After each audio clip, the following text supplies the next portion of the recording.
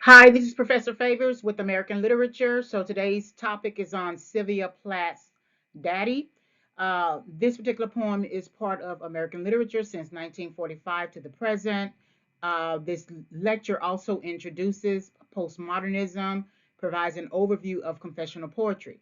There's a special topic on parenting styles and critical approaches. So this is American literature, Sylvia Plath's Daddy. This presentation is subject to fair use. So Sylvia Plath, 1932 to 1963. Do remember that end date, 1963. Sylvia Plath was born in Boston, Massachusetts. Plath's father, a professor of biology at Boston University and an authoritarian figure within the family, died when Plath was 8 years old. And Plath struggled for the rest of her life to come to terms with her complicated feelings for him. Plath's mother went to work to provide for Plath and her brother. From a young age, Plath was a high achiever, showing an early talent as a writer and poet. She received a scholarship to Smith College and after graduating was awarded a Fulbright scholarship to Cambridge University. In spite of a history of depression and one suicide attempt, Plath excelled at academics and worked hard on her writing, periodically publishing her work. At Cambridge, Plath met the young upcoming British poet Ted Hughes. The two shared an intense and immediate attraction, marrying only a few months later. Plath gave birth to two children and engaged in domestic routines while still working on poems that would eventually be included in her posthumous collection Ariel. She continued to struggle with depression, and after discovering Ted Hughes' affair with a mutual friend, Asa Wevel, Plath's depression worsened. She eventually separated from Hughes and moved to London with her children in an attempt to start over on her own.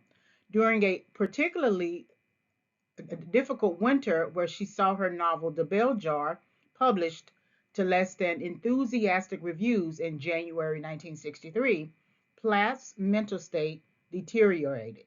She committed suicide in February 1963, leaving her children behind, as well as the new collection of poems that would eventually make her famous after her death.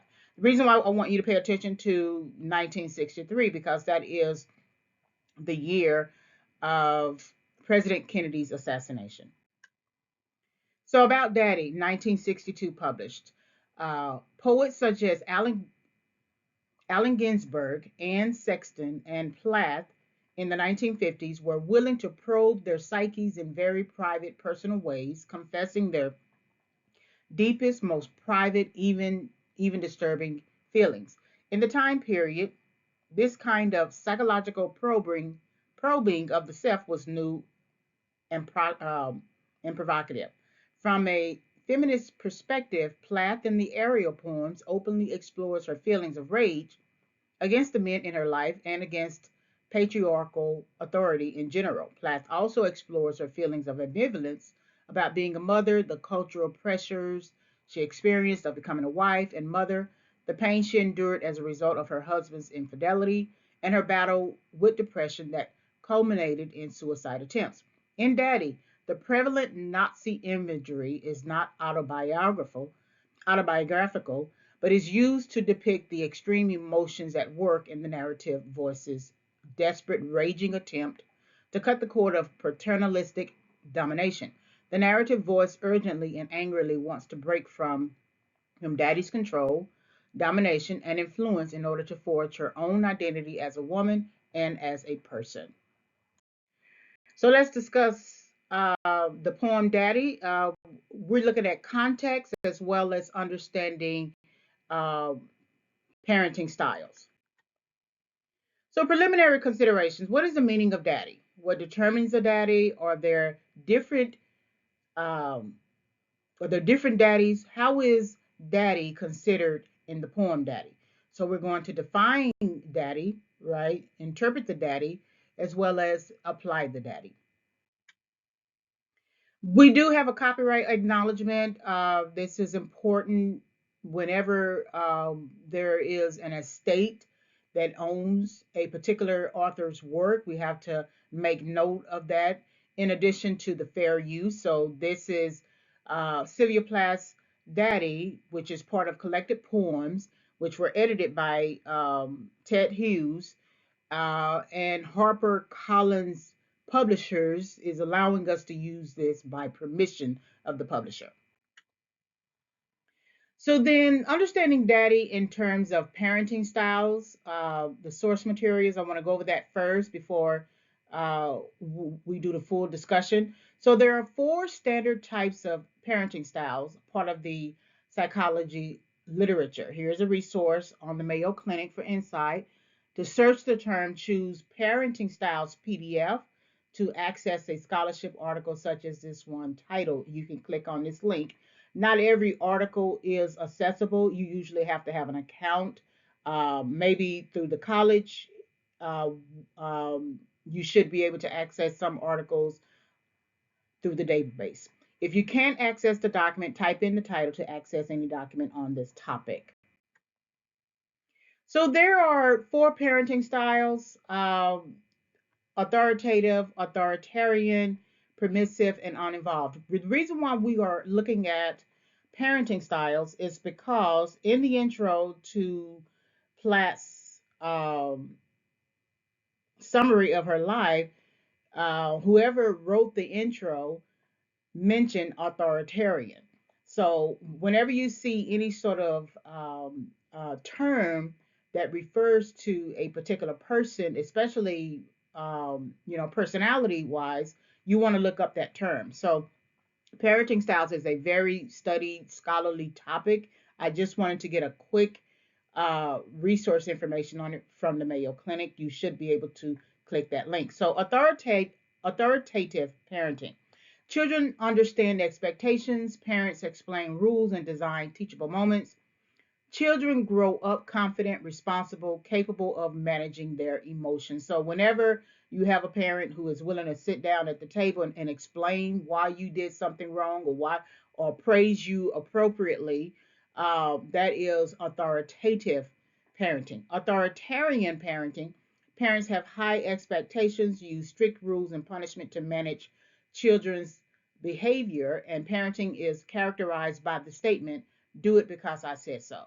Children grow up fearing punishment, lacking experience to make decisions, and becoming aggressive and rebellious. So a lot of times, if you are a parent yourself and you use the same terminology, but you don't design teachable moments, you could be borderline authoritarian. It just depends on how you view the world and how you view managing your own kids. Permissive parenting. Parents become best friends with their children, offering warm and open communication. They are actively involved in their children's well being, but there are low expectations and discipline is used sparingly. Children tend to have good self-esteem and social skills, but they can be impulsive and lack the ability to self-regulate. Children enter adulthood unprepared. I think a lot of times we all have that issue, even with the authoritative parent who might assume a greater role in their child's life.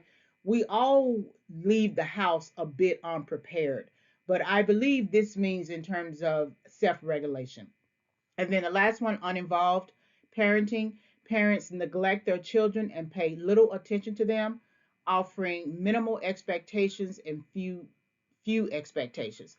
Neglect may be conscious or unconscious, such as working late shifts, single parenting, and family troubles. Children grow up resilient and self sufficient out of necessity, but they have trouble controlling emotions. um, it's hard for them to develop coping strategies, and it's equally hard for them to maintain social relationships. They tend to have low self esteem. So keep in mind that authoritarian parenting is the parenting style that most characterizes Platt's relationship with her father. When we read the poems, the stanzas, we're going to see some aspect of that. So let's define daddy. The daddy is really about time. Different stanzas. There's a total of 16 stanzas. Different stanzas offer you an example of what time or how it is really defined. So you do not do anymore black shoe, in which I have lived like a foot for 30 years, poor and white, barely daring to breathe or a chew. So we understand that part of uh, we have, let's see if I can get this right. We have color, black shoe, we have where the person has lived like a foot, so at the bottom. Then we have some time frame here, 30 years. So we have to assume that the fictional speaker is 30. Poor and white, we have some economy, and also we have economy, we have race, we have finance. Okay. And then barely daring to breathe or a chew. So we have fear here. Um, because there's one thing, it's like if you speak too loudly, it's going to uh, call attention to who you are, which is going to then exacerbate your particular life. This is, to me, this stanza one is about life. You do not do any more black shoe. I have lived like a foot for 30 years, poor and white. This is my lifetime. Lifetime could be, lifetime is how you are doing life, as two words. When you are reflecting on your life, which was at the end of the poem, it could be one word, my lifetime. But live like a foot, we know what a foot, she's not saying that we lived at the head, meaning that we had a head of our life. We were living like a foot. So that means I was 30, I was poor and white, and I could barely breathe or sneeze or even sneeze. And so the black part of it is just painting a visual of how dire the situation is, or how dire the life is. Daddy, I've had to kill you. You died before I had time. Marble heavy, a bag full of God, ghastly statue with one gray toe, big as a Frisco seal. So you died before I had time means lost time. I didn't have had is not saying I killed you. It's not saying in past tense. Killed, Killed, would be in past tense. So that means that she hasn't killed him. And we know that to be true is that he died before I had time. Now, does that mean that that there was a desire to kill the physical person of the father of daddy, or was it mentally, psychologically, financially? But I have had to kill you. Had to kill you means process, because that's present perfect. That's it started somewhere and ended somewhere. You died before I had time means lost time. I didn't get the time that I needed to kill you. And now we are defining how the daddy looks: marble heavy, a bag full of God, ghastly statue. Statues don't move. Statues look, statues are there for you to look at and touch, but they don't move. They don't have emotions. They may look like the person's face that is depicted as that is fashioned as a statue might move, might look like movement, but the statue itself doesn't move. It can't talk, it can't breathe, it can give you more time. It's a statue with one gray toe, so that means we're talking about age. So that statue, that ghastly tall statue for a person who has lived like a foot, 30 years poor and white, is someone she can't talk to anymore. She tried to kill him, but he died before she had time. So, and ahead in the freakish Atlantic, where it pours being green or over blue, in the waters of beautiful Nasset, I used to pray to recover you, a chew do. So a lot of times when you feel like you have lost time, you try to recover time. And whatever time that is, it could be, even though the father is dead, you may be holding on to the head. The head could be interpreted as the mindset of that daddy, their thinking, their ways, their beliefs, and ahead in the freakish Atlantic where it pours being green over blue in the waters. So we have beauty here. The head has thoughts and beliefs that she's praying to recover, but it's a mix between his wisdom and the beauty that is evoked here. Freakish Atlantic could easily be a safety issue. You can't go to the Atlantic without some sort of preparation. But I used to pray to recover you. That also denotes some sort of past tense or some sort of wish to do it but couldn't do it. And so recover is that recover time that I wish I had, but I no longer have anymore. But I'm gonna keep the head. In the German tongue, in the Polish town, scraped flat by the roller of wars, wars, wars. But the name of the town is common, my Polak friend. So we're passing time. We know that the poem has German Nazism imagery. We understand that wars likely refers to World War II and any wars within the country of Germany. But when you are in war, even though you are in conflict and your movements tend to be um, um, without preparation, right? Because you don't know from one day or the other if you're going to make it to the war, it's still considered passing time. Wars, we're having one, two, three wars. We're not having like one war that might last 10 years. Each of these wars could be 5 years, 10 years or longer. And so the name of the town is common, but Pollock, my Pollock friend, basically just calls attention to particular figures of that day, as well as the name of the town is so common that you don't even have to call it. You don't even have to reveal the name. And so, war, this is considered passing time. So says there are a dozen or two, so I never could tell where you put your foot, your root. I never could talk to you, the tongue stuck in my jaw. So now we're looking at root time, but we're also looking at the inability of not being able to communicate. So there's something going on um, with the root of the daddy that doesn't want to reveal. So I never could tell where you put your foot. So the daddy did not introduce his ancestry. The daddy did not introduce his time in life.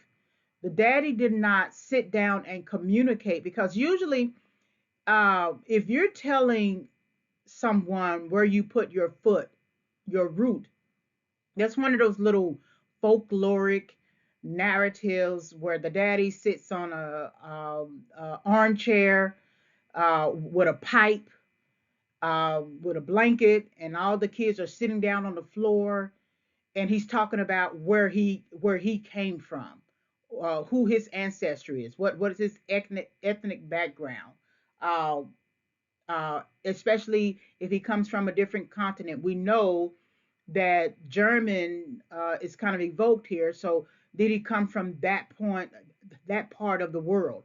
Put your foot, your root. I never could talk to you. So she's saying, the fictional speaker is saying, I never could talk to you, um, in terms of trying to get more out of him.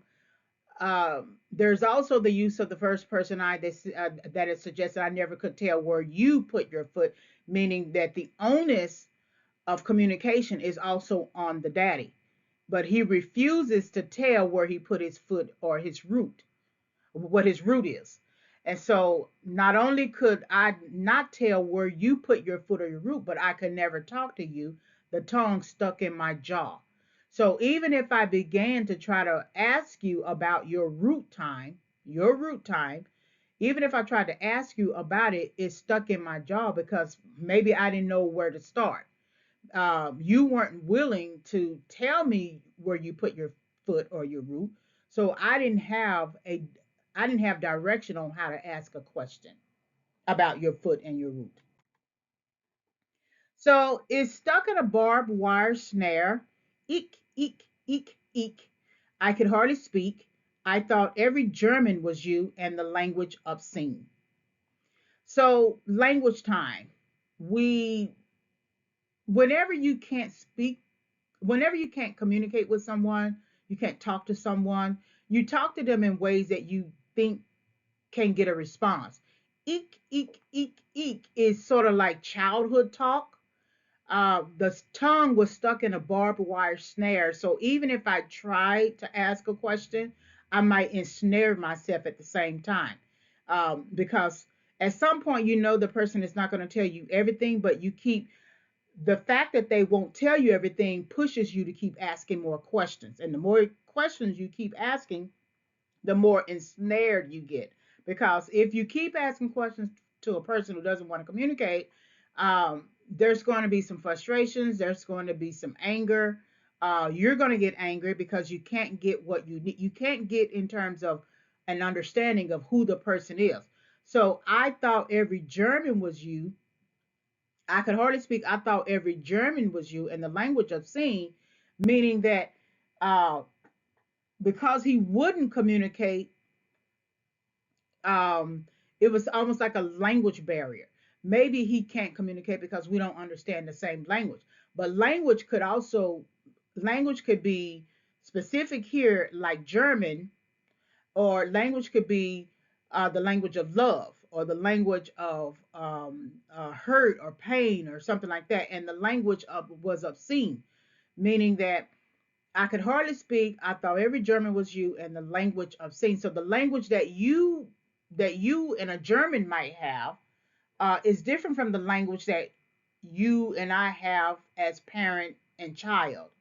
And so the more I try to push for you to share your language, again, language of love, language of understanding, language of wisdom, the more I tried to get you to do that, I got ensnared. And the more, and whatever you gave me was obscene. An engine chuffing me off like a Jew to Dachau, Auschwitz, Belsen. I began to talk like a Jew. I think I may well be a Jew. So we're passing time here, and we're passing time. We know that an engine chuffing me off like a Jew is a train. It's a train imagery from the Holocaust. And then a Jew to Dachau, Auschwitz, and Belsen. I began to talk like a Jew. So if I can't communicate with you in German, or I can't communicate with you in a language that we can understand together, then I'm going to begin talking like a Jew. I may well be a Jew. There's no certainty here that she's a Jew. But when you don't get your identity, I think this has a lot to do with identity from your parents. When you don't get your identity from your parents, when they're not communicating with you and telling you who you are and giving you the language necessary to carry out a relationship with you, then you're going to start assuming identities. And one of those assumptions of an identity could be a religious, a cultural, ethnic, another race. I began to talk like a Jew because then I felt like a Jew to your German. I think I may well be a Jew. The way you treat me in terms of the language and the fact that I can hardly speak makes me feel like a Jew because the Jews were not heard. Their cries went unheard. Their language went unheard. There was no sympathy from the Germans. Um, they were carried off without permission. They were chuffed off like a Jew on the train um, uh, to Dachau, Auschwitz, Belsen, to different locations. And so, since they were treated the same way, she's assuming the way that her father sees her or perceives her is the same as the ones who are being mistreated here. So I began to talk like a Jew. I think I may well be a Jew. So now she's assuming a different identity. The snows of the Tyrol, the clear beer of Vienna, are not very pure or true. with my gypsy ancestress and my weird luck and my tarot pack, I may be a bit of a Jew. So there's this confirmation.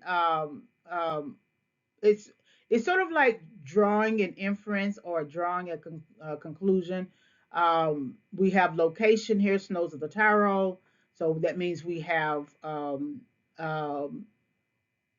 weather reference in terms of snow. The clear beer of Vienna are not very pure or true with my gypsy ancestress. So we get some background. The father is not giving her the background, but she's giving us a background. This fictional speaker is giving us a background of her gypsy ancestress, weird luck, and then I may be a bit of a Jew. I have always been scared of you with your Luftwaffe, your gobbledygoo, and your neat mustache and your Aryan eye, bright blue, Panzerman, oh you. So gobbledygoo is just sort of like what we might say word salad. It's not getting to a direction. It's just saying a whole bunch of words. And I have been always scared of you, meaning that I'm scared of the words you give me.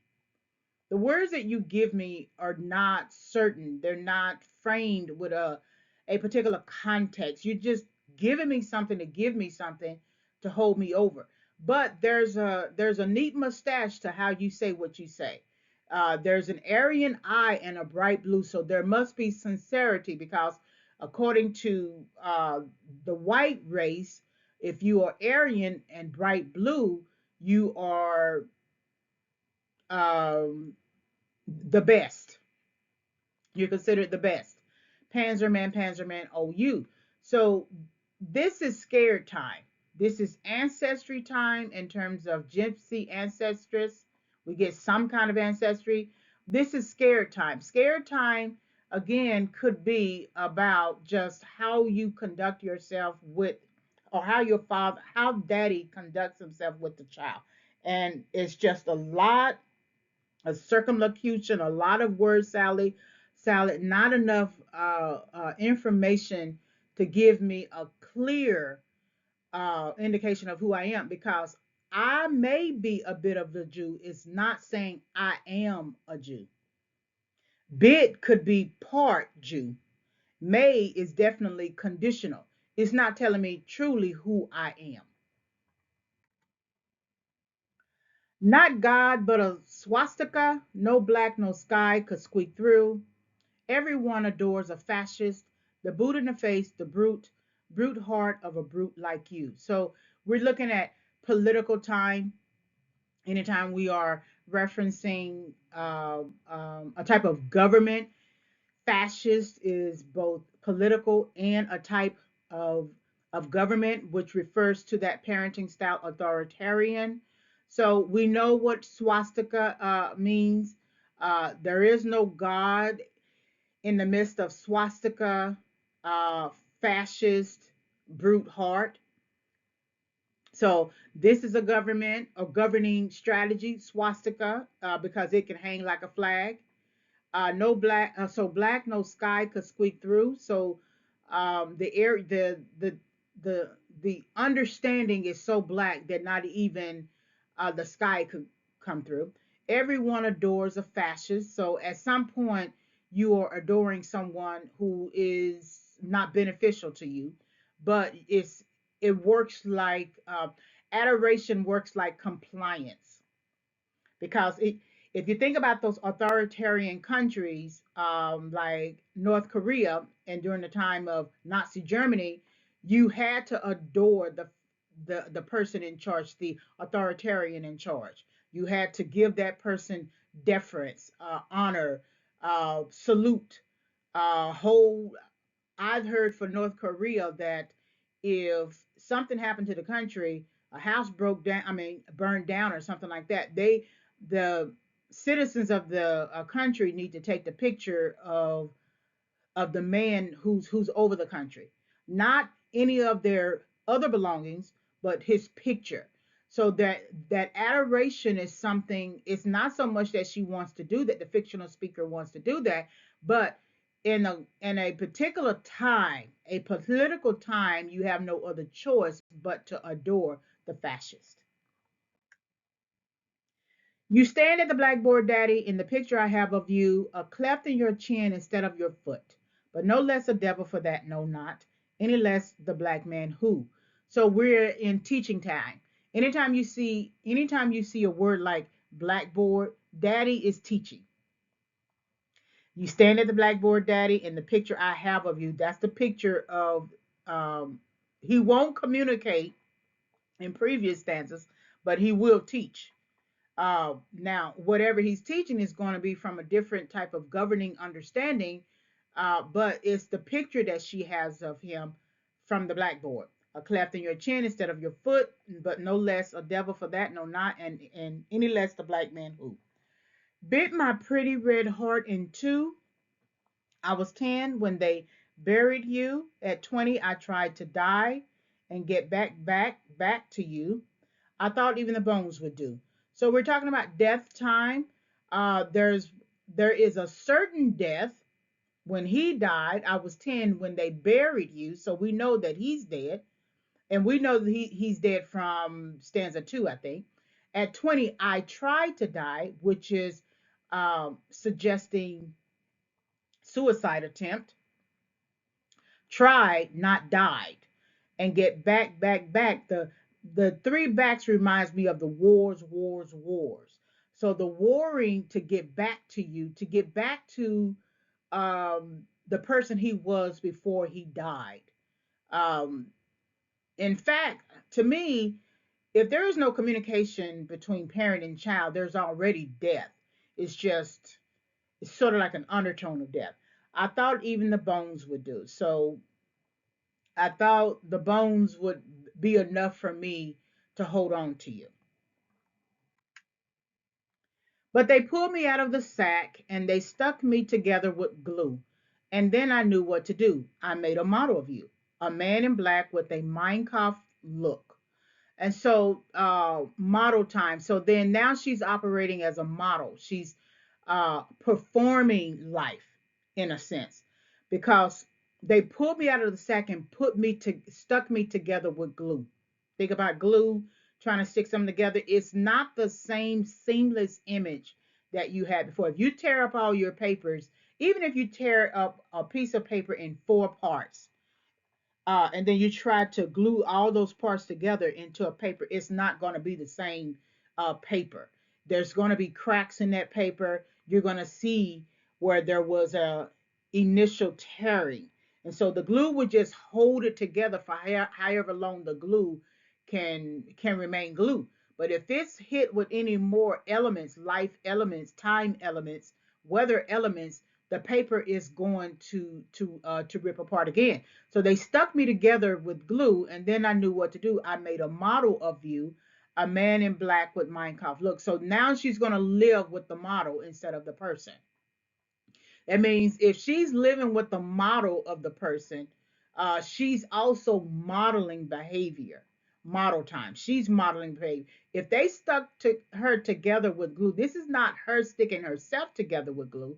That's them sticking her together. So that means that's a sort of authoritarian um, aspect of this because it's not her taking agency for herself. The only time she takes agency is when she uses first person I and makes a model of daddy.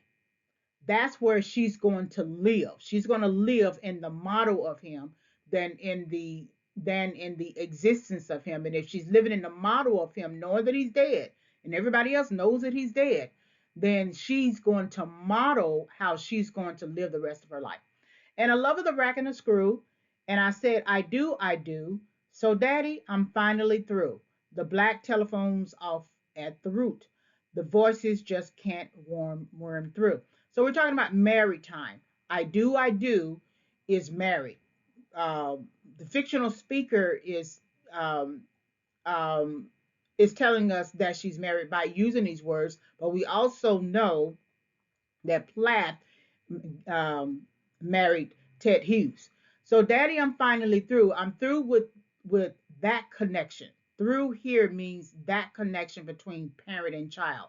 The obvious thing would be, um, scripture wise, that you leave your parents, you leave your mother and father, and you cling to your husband. So I'm finally through here means finished from one part of her life, one time in her life and she's entering another time of her life, which means the black telephone's off at the root.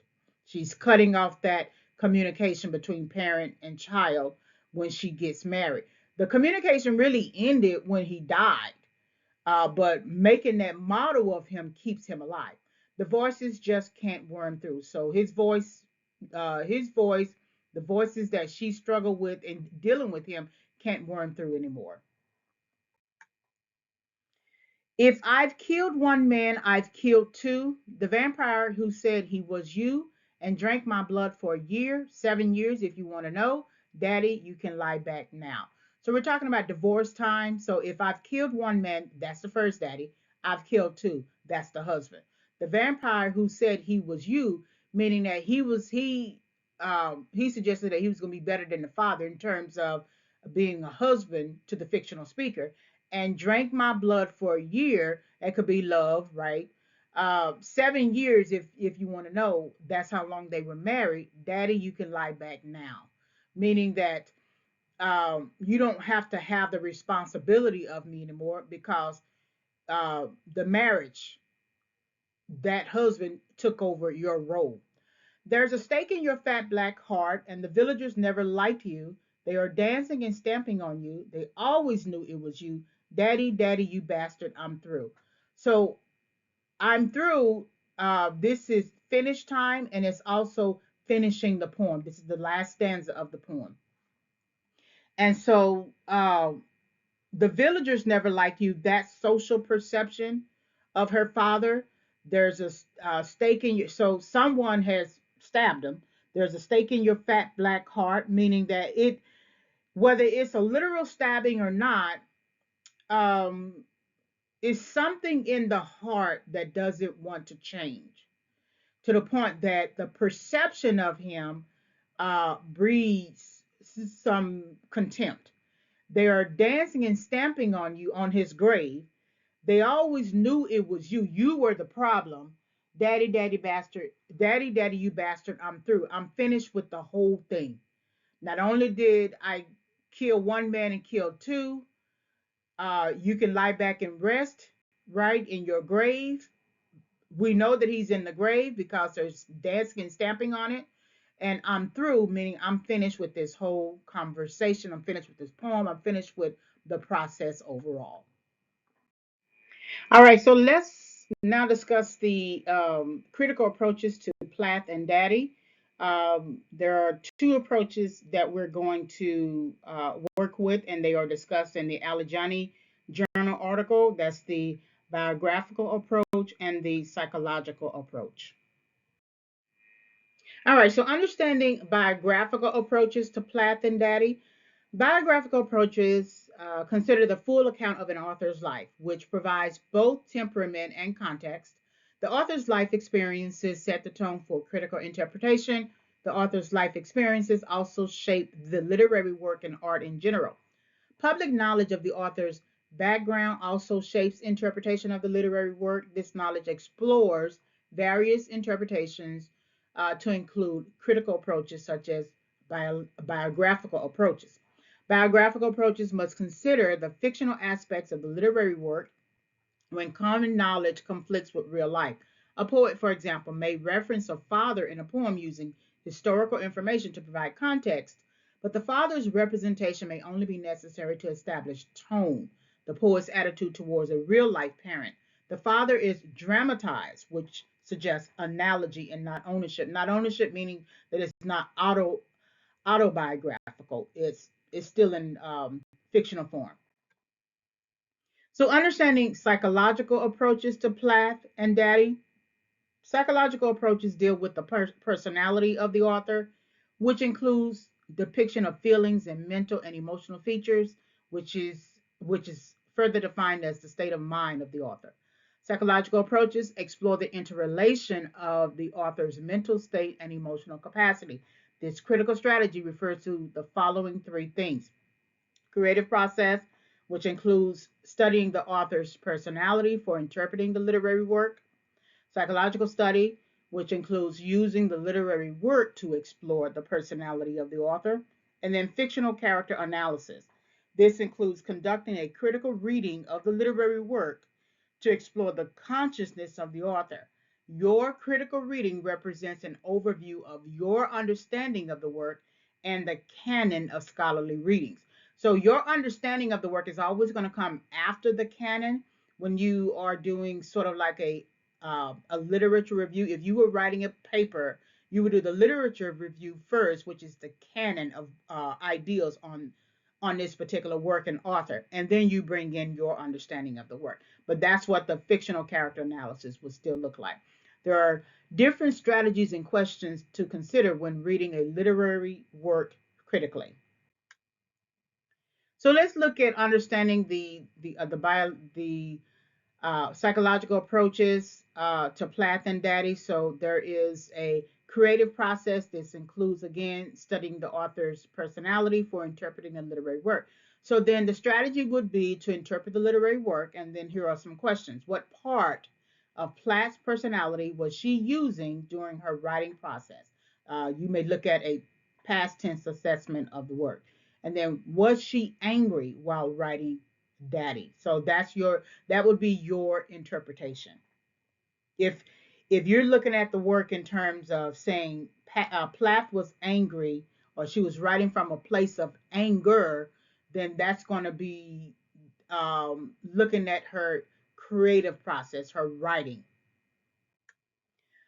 You conducting a psychological study is going to look at using the literary work to explore the personality of the author. So then you interpret the literary author.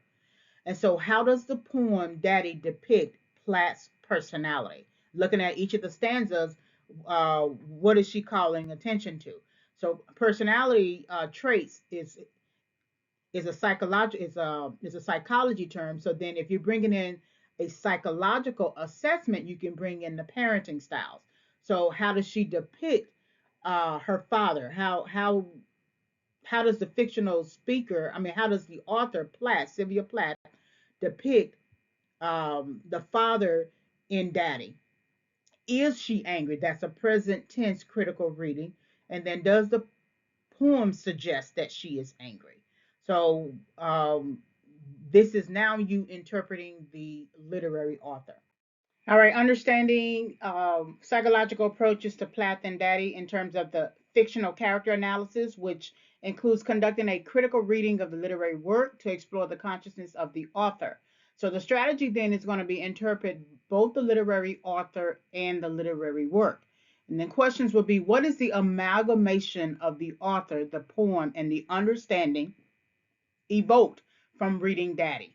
In other words, uh, when you read it, and you take into consideration the author's background, the fictional character, fictional speaker, what do you come to understand about Daddy?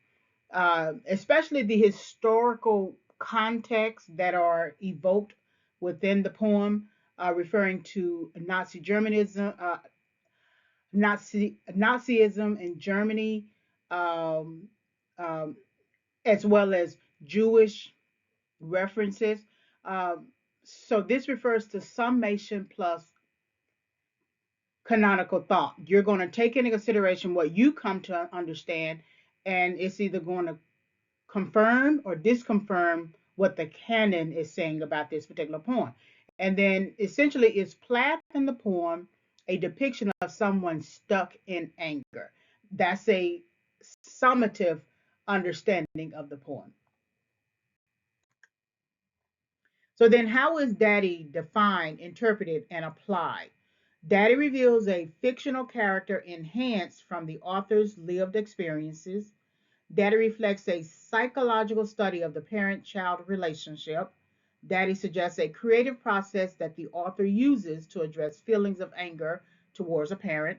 Critical approaches to Daddy can explore biographical implications regarding experiences, whether autobiographical or fictional, as well as psychological studies of human behavior and mindset towards a target of inquiry. Daddy is also an author's poem that is part of the American literature since 1945 period. It supports the subgenre of confessional poetry, revealing the innermost ideals and concerns of a fictional speaker. The poem reflects struggle with time. All right, so works consultant. So introduction to American literature since 1945. That's your link here. Southern Literary Renaissance, Second Wave, 1945 to 1962. The poem is published in 1962. Don't forget that Plath commits suicide in 1963. Introduction to Postmodernism. So Sylvia Plath's Daddy, Critical Approaches to Investigate. Sylvia Plath's poem Daddy, biographical and psychological approaches. That's the journal article. And then the Mayo Clinic information on parenting styles. Don't forget MLA. Oh, this is new. So MLA Style Center information about citing online lectures here. Then there's Purdue Owl on MLA Works Cited. So that's information for books, quotations, and then a guide as a general guide. Then, of course, the Britannica entry on Jim Crow laws, entry for Jim Crow laws, glossary of literary terms, writing for English courses, glossary, and then point of view from Merriam-Webster's dictionary. So these are all clickable links. All right, so Sylvia Plath resources. We have a Britannica entry for Sylvia Plath, the Poetry Foundation biography for Plath, Sylvia Plath and the Bell Jar, a selective uh, uh, references list through Roger Williams University, and then the National Biography, American National Biography on Sylvia Plath. So this is the end of the presentation. Thank you very much for listening.